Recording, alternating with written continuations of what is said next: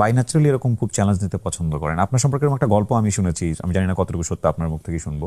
আপনি জেল থেকে বের হয়ে ভর্তি পরীক্ষায় নাকি 11তম হয়েছিলেন। জি। এটা আপনারা জানেন কিনা জানি না, তার মানে ও কি পরিমাণ মেরিটোরিয়াস, এবং ঢাকা ইউনিভার্সিটিতে সেটা। হ্যাঁ, ঢাকা ইউনিভার্সিটি। কি স্টোরিটা আমাকে একটু বলেন তো। আমি বেসিক্যালি আমার ইন্টারে ইউনিভার্সিটির সিলেবাসটা শেষ করি।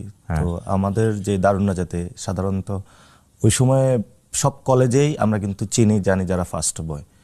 তো প্রত্যেকের মধ্যে একটা চ্যালেঞ্জ হতো কি এবার ভার্সিটিতে ফার্স্ট। আপনি দারুণ নাজাতের স্টুডেন্ট? আমি দারুণ নাজাতে ছিলাম। এই দারুণ নাজাত সম্পর্কে সম্ভবত আমাদের আজহারি একটা বক্তব্যে কোনো একটা কিছু বলেছিল যে এত ভালো সিনিয়র্স ছিল।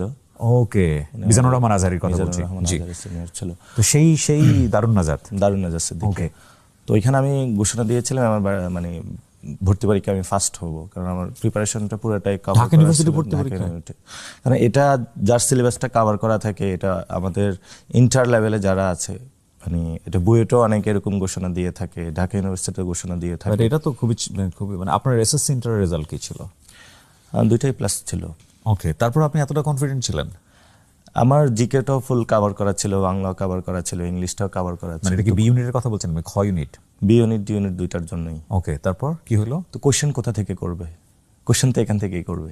হ্যাঁ, কোশ্চেন তো আর বাহির থেকে করতে পারবে না, সেখান থেকে করলে এখান থেকে তো আসবে। এবং আমার অ্যাসেসমেন্টের জায়গা ছিল, যারা মিল্লাতে যারা ছিল, নটরডেমে যারা ছিল, ফুলটা আমাদের অ্যাসেসমেন্ট থাকে যে কেমন, এবং সেই কোচিংগুলোতেও যে অ্যাসেসমেন্টগুলো হয় সেই কোচিংগুলোতেও আমি ভালো রেজাল্ট করছিলাম। এবং আমি পরে যখন কোচিং করতে আসছি দেখছি যে আমি ভালো করতেছি, এবং সেখানে আমি প্রথমে একটু ভয় পাইছিলাম যে না কি হয়, পরে দেখলাম যে না সবকিছু আয়ত্তে আছে।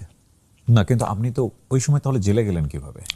ওইখানে ফার্ম গেটে তো সবাই কোচিং করতে আসে। জি। তো আমি ফার্ম গেটে, তো আমি মধ্যবিত্ত ফ্যামিলির ছেলে, একটা মেসে উঠি।